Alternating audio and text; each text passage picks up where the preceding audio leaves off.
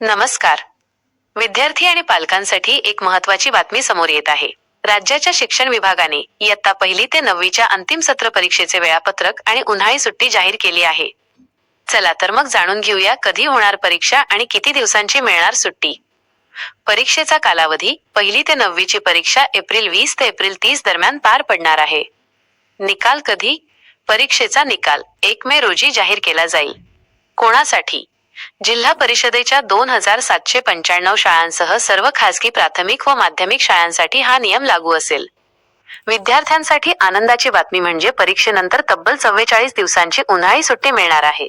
सुट्टीची सुरुवात 2 मे पासून उन्हाळी सुट्टी सुरू होईल. शाळा पुन्हा कधी? उन्हाळी सुट्टीनंतर शाळा पुन्हा 15 जूनपासून गजबजणार आहेत. नियम. शैक्षणिक नियमांनुसार वर्षातील किमान 220 दिवस अध्यापन होणे आवश्यक असल्याने हे नियोजन करण्यात आले आहे. शिष्यवृत्ती परीक्षेचे काय? दरम्यान इयत्ता 4थी आणि 7वीच्या विद्यार्थ्यांची शिष्यवृत्ती परीक्षा एप्रिल 26 रोजी रविवारी घेतली जाणार आहे. ही परीक्षा रविवारी असल्याने नियमित शालेय परीक्षेच्या वेळापत्रकावर कोणताही परिणाम होणार नाही असे स्पष्ट करण्यात आले आहे. सीबीएसई शाळांचे वेगळे वेळापत्रक. CBSE pattern.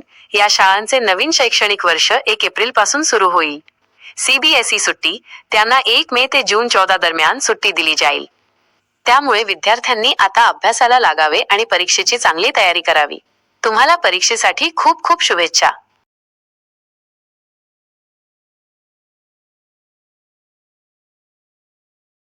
अशाच ताज्या आणि महत्त्वाच्या अपडेटसाठी आमचा दवंडी YouTube चॅनल सबस्क्राईब करा, व्हिडिओला लाईक करा आणि बेल आयकॉनवर क्लिक करा म्हणजे प्रत्येक नवीन व्हिडिओची नोटिफिकेशन तुम्हाला सर्वात आधी मिळेल.